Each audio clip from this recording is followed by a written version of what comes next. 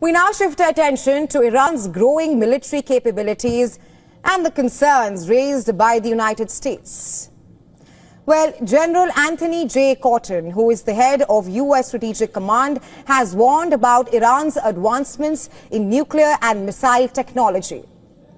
According to Cotton, Iran could potentially manufacture a nuclear weapon in as little as 1 week, in just 7 days.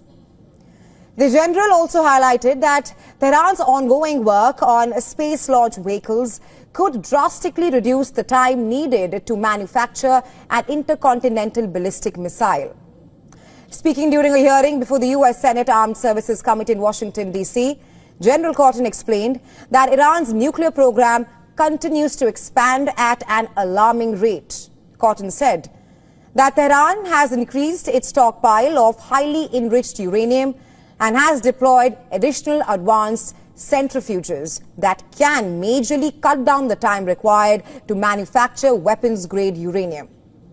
He also pointed out that this timeline has shrunk Iran's capability of building a nuclear weapons from 10 to 15 days earlier, which Iran would take to manufacture a nuclear weapon, to less than a week. That's less than 7 days. He said that Iran has the largest arsenal of conventional ballistic missile in the region. These missiles have already been used in attacks, including strikes on Israel last year.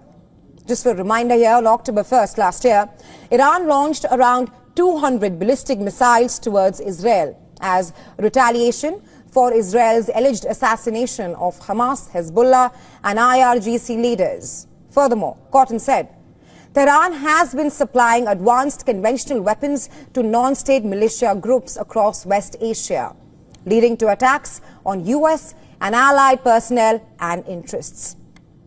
General Cotton also spoke about Iran's advancements in space technology, specifically the development of the Simorgh satellite carrier rocket. This two-stage liquid-fueled rocket, he said, has the technological similarities to an ICBM and could have a range of approximately 4,000 kilometers, while carrying a payload of around 1,000 kilograms. Another development that Cotton highlighted is the growing ties between Iran, Russia and North Korea. There's a little different nuance. That is the new relationship that we're seeing that's happening between Russia and the DPRK. So we're talking about DPRK, we're talking about Iran, we're talking about China, as well as the Russian Federation.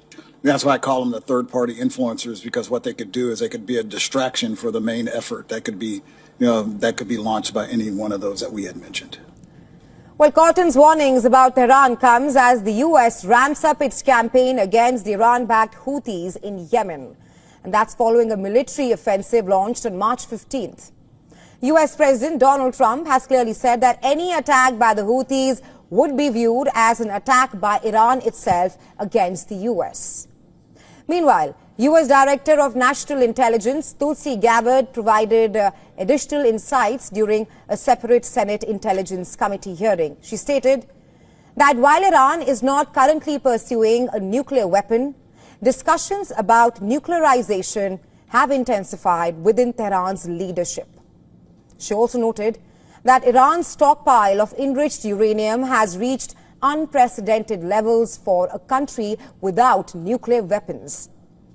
And adding to all these concerns, Iranian state media recently released footage showcasing an underground missile facility. We told you about this yesterday on the show.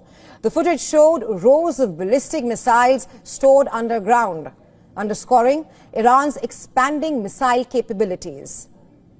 Well, as tensions rise in West Asia, Cotton's comments highlight the growing military might of Iran and its strategic alliances in the region.